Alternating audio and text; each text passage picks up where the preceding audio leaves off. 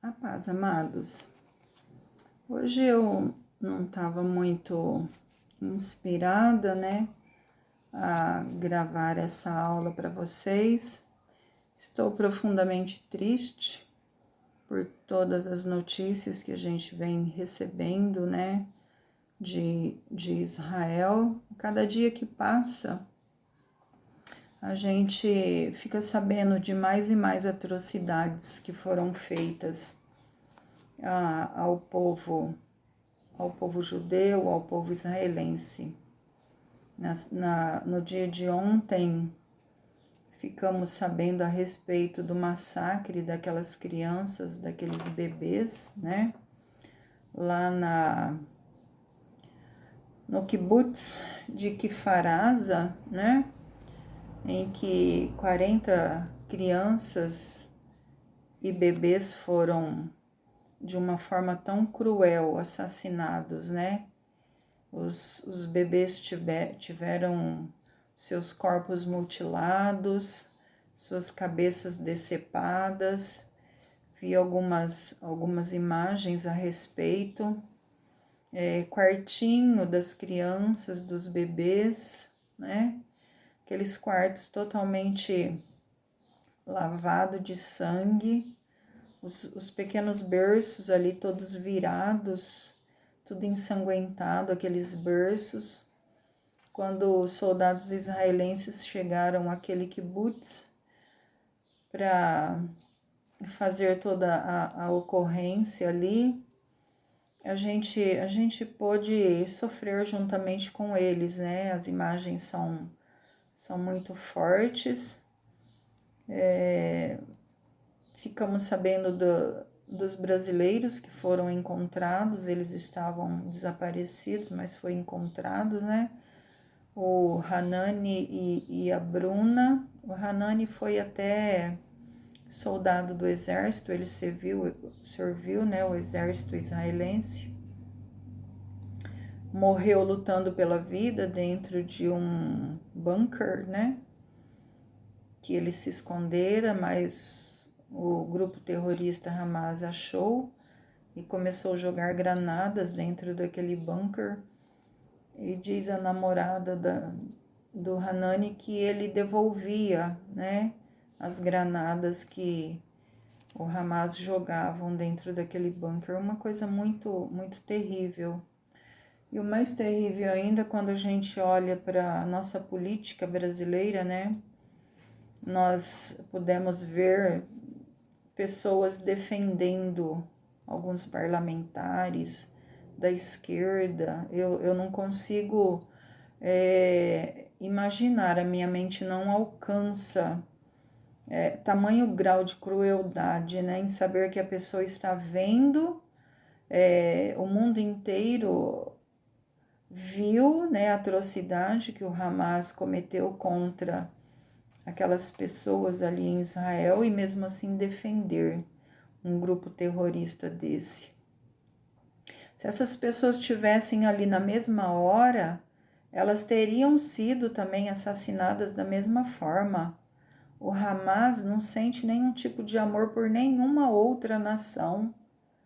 A gente cansou de ver na internet líderes deles esbravejando à torta e à direita que os judeus, os cristãos e toda a população do mundo tem que morrer. E somente eles têm o direito de existência.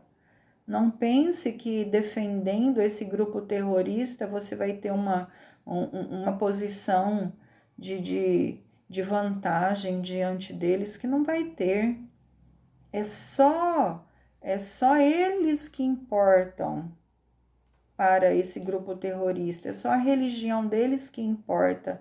Ninguém mais importa para eles. Isso para mim é como a gente ver pessoas negras no Brasil ou pessoas homossexuais adorando, idolatrando Che Guevara, que foi um guerrilheiro também, que matava negros, matava homossexuais, matavam tanta gente, ele matava tanta gente. E hoje a gente vê tantas pessoas da esquerda defendendo, né, idolatrando Che Guevara. Então, para mim, é a mesma posição que esses políticos têm alcançado diante desse Hamas. É a mesma posição que eu vejo esses negros, né, e gays defendendo Che Guevara. As pessoas muitas vezes defendem essas ideologias porque não têm noção, não têm conhecimento do que acontece realmente. É por isso que eles defendem. O nosso coração está dilacerado, a nossa alma chora de ver tanta atrocidade. É o maior extermínio de judeu depois, num único dia, né, depois do Holocausto. O maior extermínio de judeu num único dia depois do Holocausto. Seguindo nesse estudo que nós estamos realizando, um pouco mais adiante, nós vamos falar a respeito do Holocausto, né? O que o povo judeu sofreu nas mãos de Adolf Hitler. Quando nós olhamos para o campo de extermínio de Auschwitz, nós vemos ali que cerca de 12.000 judeus foram mortos por dia nos campos de Auschwitz. E agora a gente vê esse massacre em Israel. Foi o maior massacre num único dia depois do extermínio do Holocausto. Então tudo isso choca, né? A nossa alma, o nosso coração sangra realmente.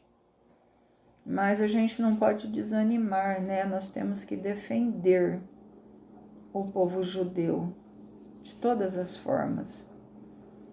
Como eu disse para vocês ontem, aquela guerra toda é entre dois irmãos, dois descendentes de Abraão. E a guerra de Ismael contra Isaque é porque ele não aceita ter ocupado uma posição de segundo plano, mas incluído dentro do plano de Deus. O plano para Isaque era muito maior e é muito maior. Mas Ismael nunca foi excluído do amor de Deus. Mas ele quer ocupar o primeiro lugar e é por isso que ele não dá a Israel, né, sendo descendência de Isaac, não dá a Israel o direito de existência. Ainda ontem eu vi um gráfico a respeito da população árabe e da população judaica, né? Eu até tinha passado para as minhas alunas ali no domingo a respeito. Israel ocupa 1/6 de 1%. Olha só a proporção do Estado árabe em todo o Oriente Médio. A população judaica, Israel, ocupa 1/6 de 1% de todo o vasto território árabe. Mas é um pequeno pontinho no meio de uma grande extensão de território árabe. Israel é simplesmente um pontinho. Mas eles querem varrer a população judaica daquele lugar. Querem lançá-los e matá-los afogados no mar Mediterrâneo. Mas eles querem aquele pedaço de chão para eles. Não importa o tamanho, a extensão de todo o território que eles tenham, mas eles querem aquele território que pertence a Israel.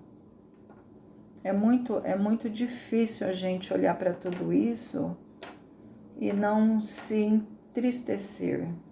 É muito difícil a gente olhar para tudo isso e não chorar.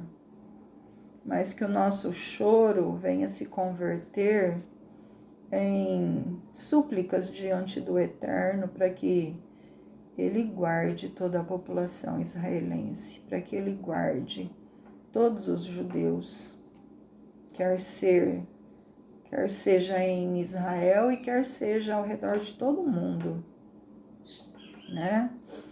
Então, ontem, até onde nós paramos no nosso estudo, a gente analisou o chamado de Abraão até em Davi, né? Quando ele toma a fortaleza de Jebus e a transforma em Jerusalém, a capital de Israel. Isso, né, deixa eu ver aqui, hoje eu não estou muito legal para passar nada para vocês, estou muito triste. Isso tudo cerca de 1004 antes de Cristo. E continuando no nosso estudo, Davi ele intentou fazer uma casa para Deus, construir um templo ao Senhor. Só que Deus não permitiu que Davi edificasse esse templo, porque as mãos de Davi estavam muito sujas de sangue. Então, Deus não permitiu que ele edificasse um santuário, a casa de Deus. E esse sonho de edificar, então, essa casa para Deus passou para o seu filho. Davi acumulou vários materiais, deixando a cargo de seu filho Salomão, para que Salomão construísse, então, a casa de Deus sobre o Monte Moriá. Ali em Jerusalém, naquele terreno, naquele campo que pertencia a Ornã, o Jebuseu, onde era a eira de Ornã, né? Que Davi comprou naquele dia que a ira de Deus desceu sobre Jerusalém, consumindo muitas pessoas ali. Então Davi correu e ele comprou aquele campo e ele ofereceu a Deus ali sacrifício sobre aquele altar. Então Davi comprou por 600 siclos de ouro aquele campo. E agora, por volta do ano 932, a gente vê Salomão construindo o primeiro templo sobre o Monte Moriá.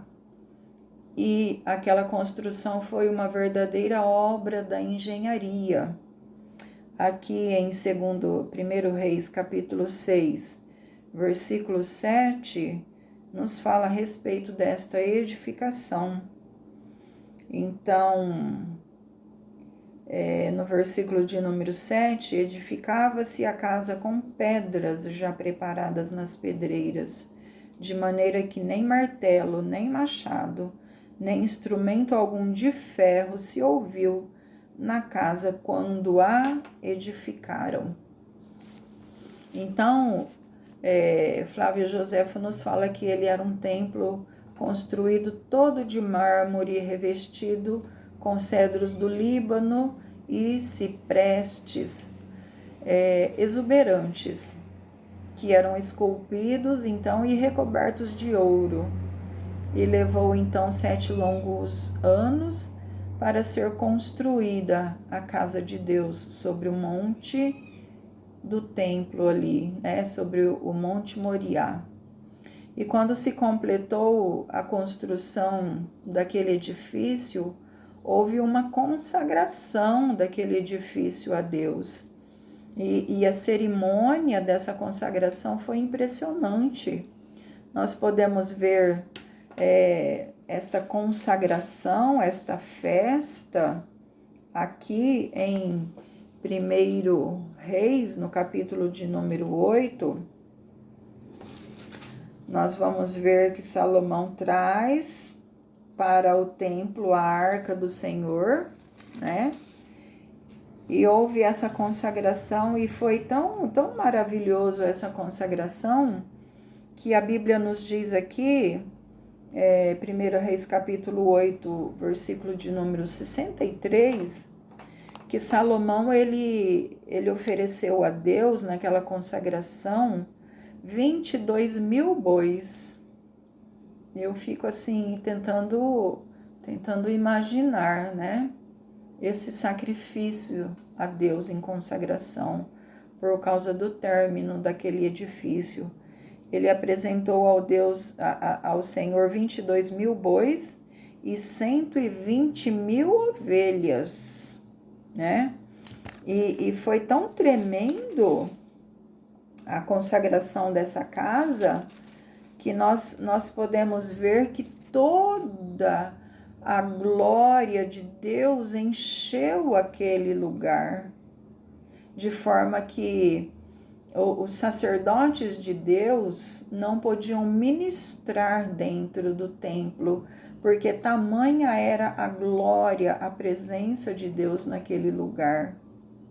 Foi impressionante, impressionante demais a consagração desta casa.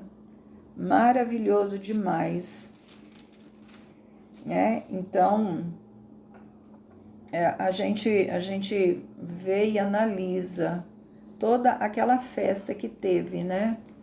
No dia da consagração a Deus, por causa do término da edificação do primeiro templo sobre o Monte Moriá, o mesmo lugar onde Abraão ofereceu Isaque a Deus, onde Davi comprou aquele campo e levantou um altar ao Senhor e sacrificou a Deus também naquele mesmo lugar. Agora Salomão, ele construiu para Deus o primeiro templo e era um lugar muito, muito exuberante. Era considerado como uma das 7 maravilhas do mundo antigo. Tão grande era a riqueza de detalhes. Só que o povo judeu, ele se apegou àquele templo como se aquele templo fosse para o povo judeu um escudo protetor contra os seus adversários. E nós sabemos que foi um ledo engano do povo judeu, né? Imaginar que aquele templo, que era o lugar mais sagrado da terra, né? Mas em termos espirituais, eles achavam que era um escudo protetor para a nação de Israel. E não foi, porque Deus o prometeu abençoar aquele lugar se o povo andasse de conformidade com a vontade de Deus. Então, todas as bênçãos decorrentes na vida do povo judeu tinha que ser decorrentes da obediência deles a Deus. E não simplesmente porque no meio da nação existia um templo que eles achavam que seria um escudo de proteção para os seus inimigos. O povo judeu errou grandemente, né? Até em 2 Crônicas 7,14, nós vemos aqui Deus falando para com a nação, porque nós vemos 7 aqui a respeito da conclusão da solenidade daquela festa. Tendo Salomão acabado de orar, desceu fogo do céu, consumiu o holocausto e os sacrifícios, e a glória do Senhor encheu a casa. Os sacerdotes não podiam entrar na casa do Senhor, porque a glória do Senhor tinha enchido a casa do Senhor. Todos os filhos de Israel, vendo descer o fogo e a glória do Senhor sobre a casa, se encurvaram com o rosto em terra, sobre o pavimento, e adoravam e louvavam ao Senhor, porque é bom e porque a sua misericórdia dura para sempre. Esta foi a conclusão da solenidade. Mas o Senhor fez ali uma aliança com Salomão e disse, né, para Salomão aqui, ó: assim Salomão acabou a casa do Senhor e a casa do rei, e tudo quanto Salomão intentou fazer na casa do Senhor e na sua casa, prosperamente o efetuou. E de noite apareceu o Senhor a Salomão e lhe disse: ouvi a tua oração e escolhi para mim este lugar para a casa do sacrifício. Se eu cerrar os céus de modo que não haja chuvas, ou se ordenar aos gafanhotos que consumam a terra, ou se enviar a peste sobre o meu povo, se o meu povo que se chama pelo meu nome se humilhar e orar e me buscar e se converter dos seus maus caminhos, então eu os ouvirei dos céus, perdoarei os seus pecados e sararei a sua terra. Estarão abertos os meus olhos e atentos meus ouvidos à oração que se fizer neste lugar, porque escolhi e santifiquei esta casa para que nela esteja o meu nome perpetuamente. Nela estarão fixos os meus olhos e o meu coração todos os dias. Então, era condicionado à obediência todas as bênçãos sobre a nação, sobre o povo.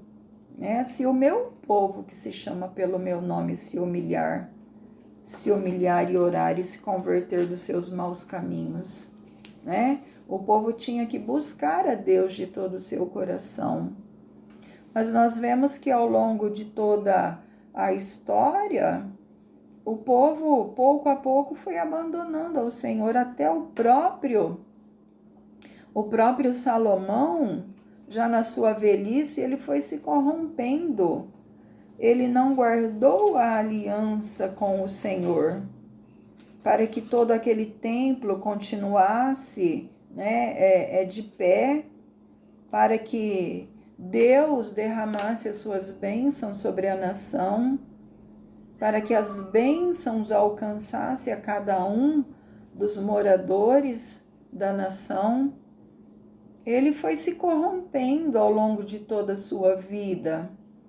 Nós podemos ver que na lei de Moisés era proibido que o rei acumulasse para si riquezas, cavalos, mulheres, e Salomão ele fez tudo isso, Tudo isso, mulheres. Ele tinha 700 mulheres, 300 concubinas. E essas mulheres, pouco a pouco, elas perverteram o coração do sábio Salomão. 1 Reis, no capítulo de número 11, nos diz, ora, além da filha de Faraó, amou Salomão muitas mulheres estrangeiras, moabitas, amonitas, edomitas, sidônias, etéias, mulheres das nações de que havia dito o Senhor, aos filhos de Israel, não caseis com elas, nem casem elas convosco, pois vos perverteriam o coração para seguir os seus deuses. E a estas se apegou Salomão pelo amor. Tinha 700 mulheres princesas e 300 concubinas, e as suas mulheres lhe perverteram o coração. Sendo já velho, suas mulheres lhe perverteram o coração para seguir outros deuses, e o seu coração não era de todo fiel para com o Senhor, seu Deus, como fora o de Davi, seu pai. Salomão seguiu a Astarote, deusa dos Sidônios, e a Milcom, abominação dos Amonitas. Assim fez Salomão o que era mal perante o Senhor, e não perseverou em seguir ao Senhor como Davi, seu pai. Nesse tempo, olha só a situação em que Salomão chegou. Nesse tempo, edificou Salomão um santuário a Quemos, abominação de Moabe, sobre o monte fronteiro de Jerusalém. Qual que é esse monte fronteiro de Jerusalém? O Monte das Oliveiras. Ele edificou um santuário sobre o Monte das Oliveiras a Quemos, abominação dos Moabitas. E também a Moloque. Ele edificou um santuário sobre o Monte das Oliveiras, a Quemos e a Moloque, a abominação dos filhos de Amon. Assim fez para com todas as suas mulheres estrangeiras, as quais queimavam incenso e sacrificavam a seus deuses. Então ele, para agradar essas mulheres que ele tanto amou, essas muitas mulheres que ele amou, para agradá-las, ele foi edificando altares aos deuses delas. E assim ele foi pervertendo o seu coração, se desviando da presença de Deus, indo para longe do Senhor. E assim, Deus envia um profeta até Salomão e diz para Salomão que Deus iria rasgar o reino e somente uma tribo ficaria com o filho de Salomão, e que as outras tribos Deus daria nas mãos do servo de Salomão. Então, já em Roboão, né, e Jeroboão, a gente vai ver a divisão da nação de Israel. Agora nós não temos mais o reino de Israel, a gente vai ter Israel e Judá.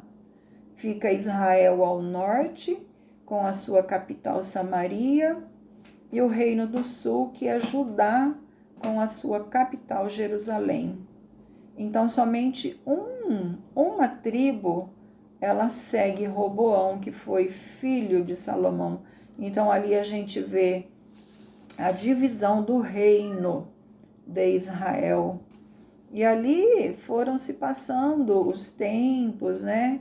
A vida foi sendo levada adiante com tanta idolatria, levantava reino, saía reis, e tanta coisa acontecendo, e o povo se afastando cada vez mais de Deus. E nós sabemos que os dias de glória, né, dos reinos de Davi e Salomão duraram apenas 80 anos. E depois disso, Israel mergulhou então numa idolatria sem fim e num grande pecado diante de Deus, que foi se afastar da presença do Senhor.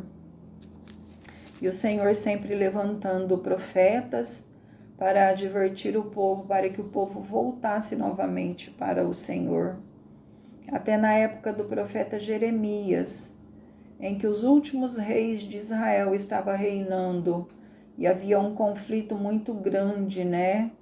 Porque a Assíria já tinha passado, aliás, em 721, houve um primeiro cativeiro de Israel, né? A Assíria conquistou Israel e levou uma boa parte do povo para a Assíria, e o rei Salmaneser II, ele trouxe, né, pessoas para habitarem em Israel. É por isso que dá aquele atrito entre os judeus e os samaritanos, porque esse rei trouxe pessoas para habitar as terras de Samaria, e ali houve então a miscigenação dos povos ali, e o povo judeu não era mais puro como antes.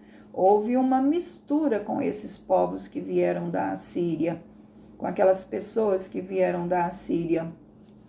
Então houve o primeiro cativeiro.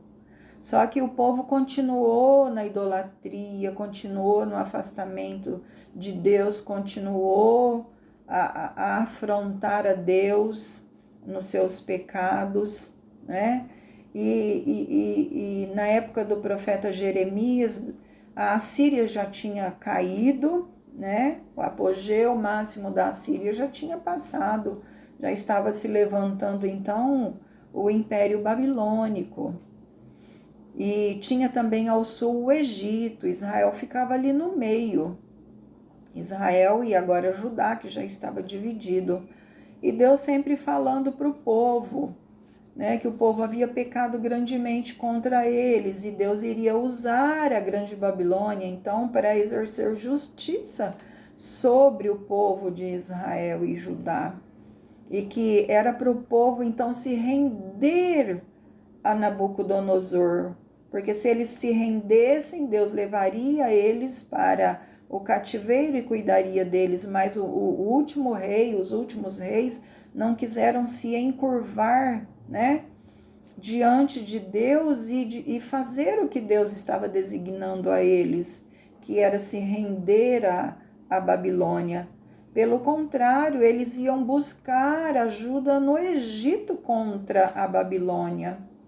Então houve ali toda uma situação política dentro de Israel, e a gente vê o profeta Jeremias nesse meio, tentando de todas as formas abrir os olhos de de todo o povo ali, né? Orando, clamando, buscando de Deus as misericórdias sobre a nação.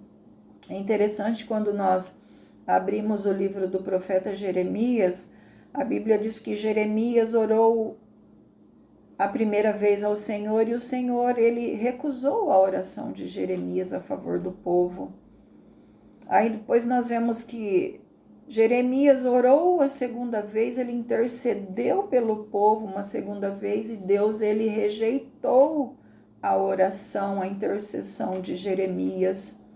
Depois Jeremias orou uma terceira vez, e a Bíblia nos fala desta maneira: Deus rejeitou em extremo a intercessão de Jeremias pelo povo.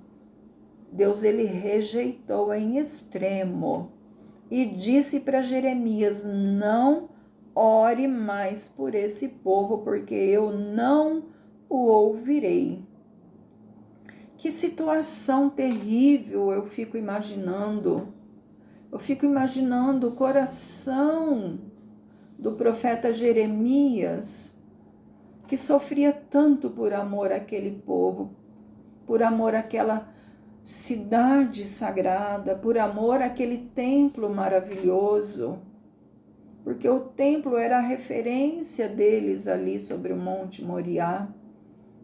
E Deus falando: não ore por este povo, porque eu não vou ouvir, eu vou entregar este povo nas mãos da Babilônia. Esse povo vai embora daqui. Até quando nós abrimos a nossa Bíblia Sagrada, nós vamos entender aqui na história dos reis, se eu não me engano, 1 Reis, capítulo de número 25,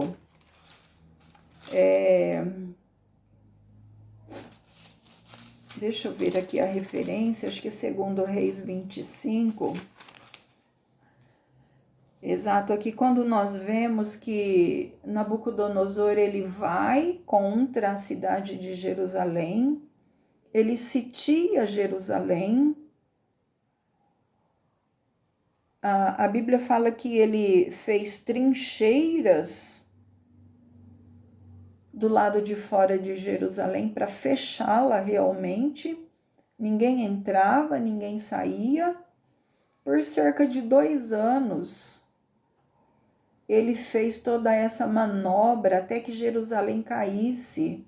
E quando nós olhamos para as palavras do profeta Jeremias em Lamentações de Jeremias, nós podemos entender a dor do profeta, a dor no coração daquele homem. Porque Nabucodonosor, ele veio, ele sitiou Jerusalém, né? Ele levantou contra ela trincheiras, a cidade ficou sitiada por vários tempos, né? Por vários tempos. E olha só como estava por dentro da cidade de Jerusalém. O que estava acontecendo dentro dos muros de Jerusalém? Porque tudo estava fechado. Os mercadores não podiam entrar com as mercadorias dentro de Jerusalém.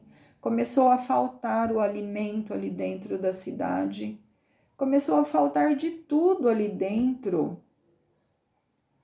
E o povo dentro da cidade de Jerusalém começou a passar fome.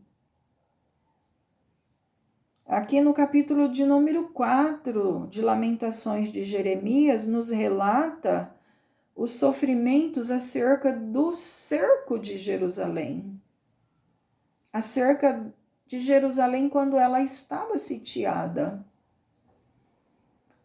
Como se escurece o ouro, como se mudou o ouro refinado, como estão espalhadas as pedras do santuário pelas esquinas de todas as ruas.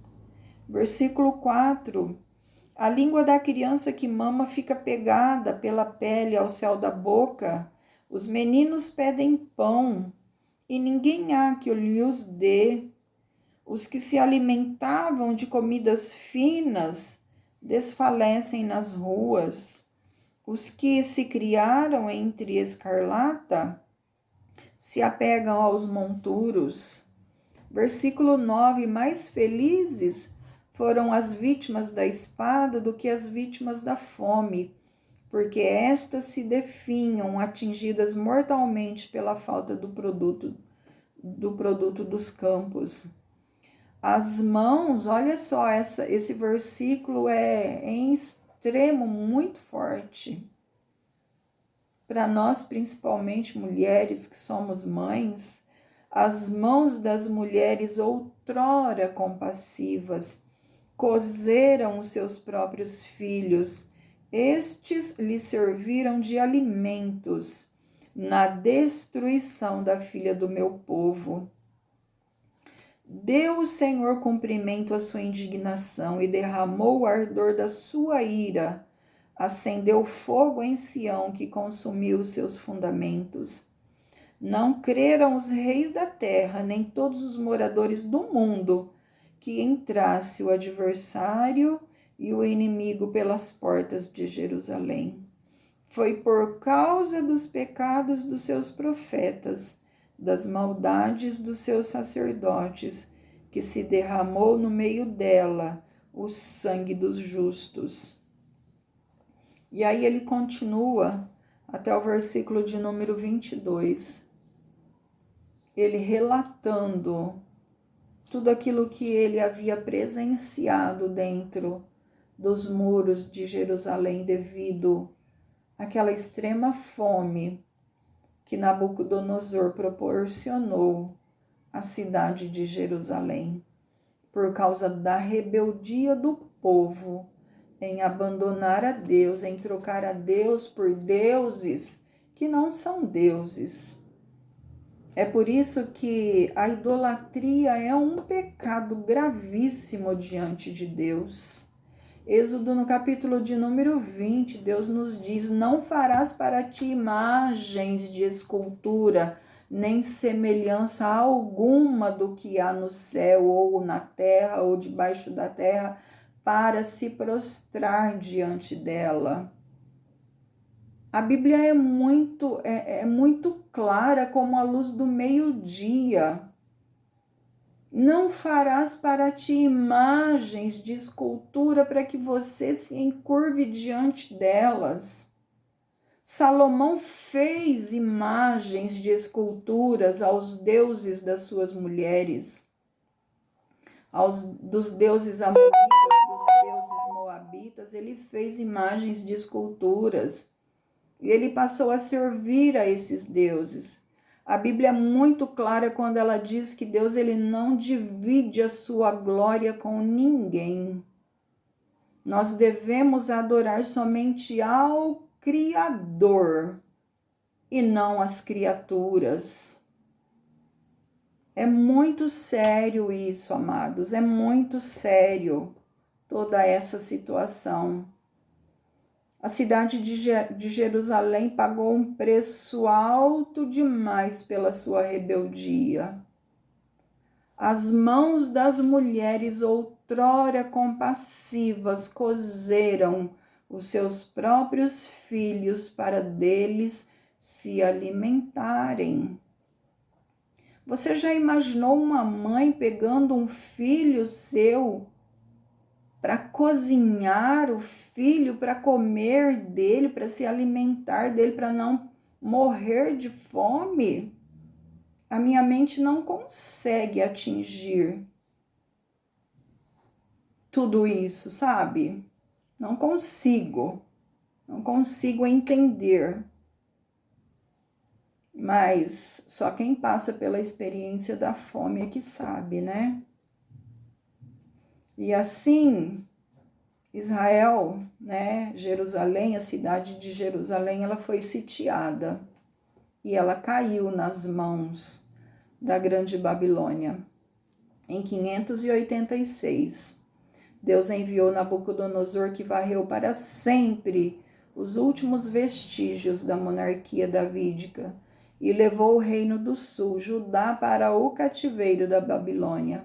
E Jerusalém foi destruída, inclusive o templo de Deus. Sabe aquele lugar que eles achavam que era o protetor espiritual contra os seus inimigos? Todo aquele templo foi lançado no chão. Todo aquele templo foi derrubado, né? Tudo aquilo foi derrubado, pedra por pedra, caiu ao chão. Um templo que era a referência do povo de Deus, onde todos iam ali para buscar a face do Senhor, onde o Senhor se revelava aos homens, porque Deus ele tem prazer em se relacionar com os homens. Desde quando o homem caiu lá no Jardim do Éden, quando Deus ele chega naquele lugar e ele chama pelo homem, Adão, Adão, onde estás? Adão ele tinha pecado contra Deus. De todas as árvores do jardim comerás livremente, mas da árvore do conhecimento do bem e do mal dela não comerás, porque no dia em que dela comerdes, certamente morrerás. E aí a Eva vai, pega do fruto e come, e dá também ao seu esposo, e Adão come também daquele fruto, e ele peca contra o Senhor. E a Bíblia diz que pela viração do dia o Senhor ia ter com Adão lá no jardim. E naquele dia ele não encontrou Adão. E ele começa a chamá-lo, Adão, Adão, onde estás? E aí até que ele responde para o Senhor, ai Senhor, eu ouvi a tua voz no jardim e temi e me escondi porque estava nu.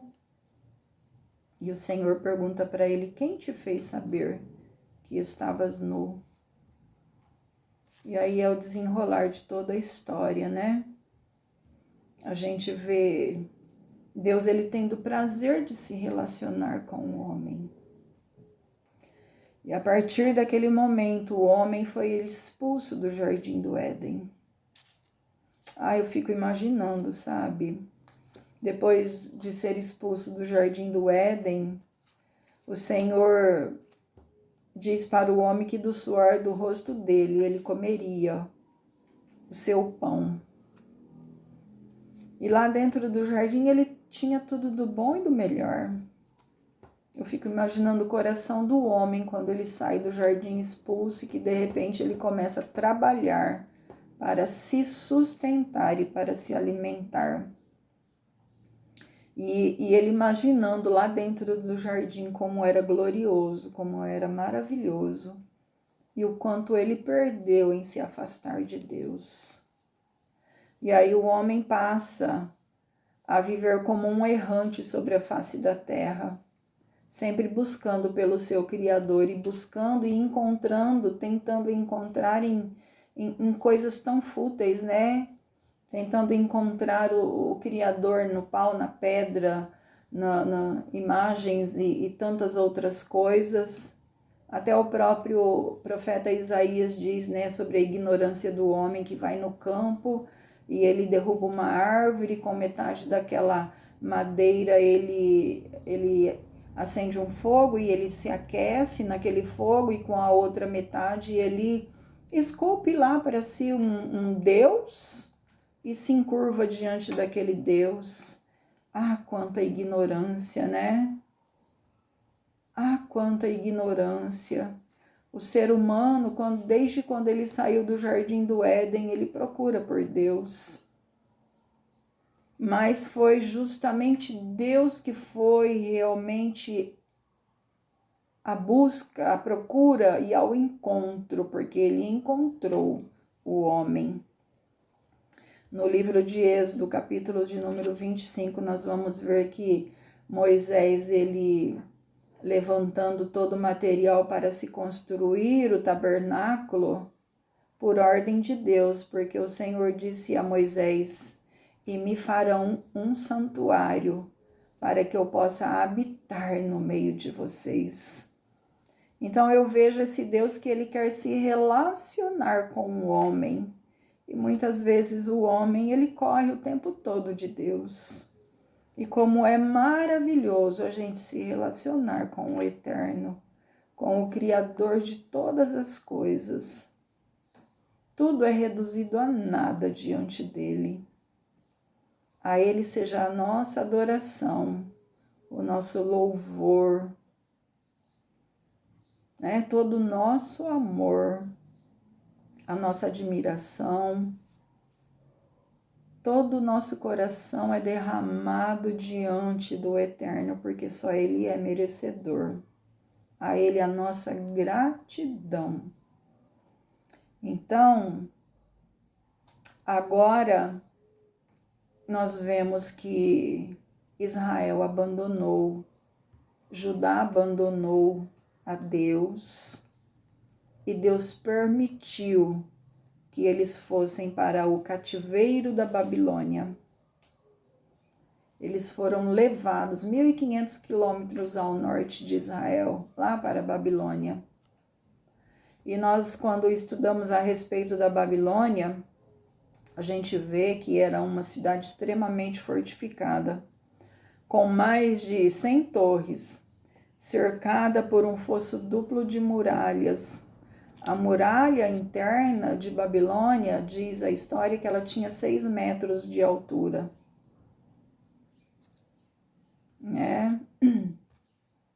Ela tinha 6 metros, acho que era de espessura, não era de altura. Uma das muralhas, porque era um fosso duplo de muralhas, eu li alguma coisa há muito tempo, acho que eu devo ter marcado em alguns dos meus cadernos. Uma das muralhas possuía 90 metros de altura. Então, era 6 metros de espessura. Ela era muito fortificada, né? E diz-nos um historiador que se Babilônia ela fosse sitiada, como foi no caso de Jerusalém, Jerusalém não resistiu a um ano e meio de cerco, né? Mas Babilônia, se ela fosse sitiada pelos seus inimigos, ela tinha uma provisão para cerca de 20 anos. Mas Deus havia prometido e feito uma promessa para os filhos de Abraão, que ele traria novamente de volta o povo do cativeiro. Até pela boca do próprio profeta Jeremias, o tempo do cativeiro seria de 70 anos. E Deus retiraria o povo dele daquela nação. Muitos que olhassem as muralhas, os portões da cidade de Babilônia, jamais iriam imaginar, né, que Deus resgataria para si novamente aquele povo. Mas aquilo que o Senhor promete, Ele cumpre fielmente. Fielmente. E no dia 12 de outubro de 539 a.C., numa festa regada a muito vinho, Belsazar, que era o anfitrião da festa, né, que ele dera aos seus convidados, Belsazar e todos os convidados, eles bebiam até se fartar. E eles bebiam nas taças de ouro que Nabucodonosor tinha trazido do templo de Jerusalém para a Babilônia. Olha só que blasfêmia diante de Deus, porque todos os utensílios do templo foram consagrados ao Eterno. E eles estavam ali naquela festa, bebendo nas taças, nos utensílios que eram usados nos ofícios a Deus lá no templo de Jerusalém. Então, eles escarneciam de Deus dessa forma. Eles estavam ali escarnecendo de Deus. Quando houve aquela passagem, né, que eles viram uma mão escrevendo na parede. E o significado era: pesado foi o teu reino e foste achado em falta. Naquele dia, Babilônia caiu, né? Babilônia caiu nas mãos dos medos e dos persas. E aí Ciro, o imperador persa, ele permite que os filhos de Abraão volte novamente para a sua terra, para a sua pátria. Então, assim caiu Babilônia no dia 12 de outubro de 539, se cumprindo as profecias de Deus com relação ao povo de Israel. Eu estou caminhando com você a respeito do povo de Israel, até lá na frente, para que a gente entenda o porquê, né, de todas as coisas que acontecem hoje no Oriente Médio. Para que a gente saiba e entenda desse tremendo amor de Deus para com o povo judeu. Então, é dessa forma que acontece. Quando a gente se apega a Deus, quando a gente ama a Deus, quando a gente honra a Deus com a nossa vida, nós só temos coisas boas para colher. Quando nós nos desviamos, quando nós corremos da presença de Deus, nós sofremos gravemente as consequências.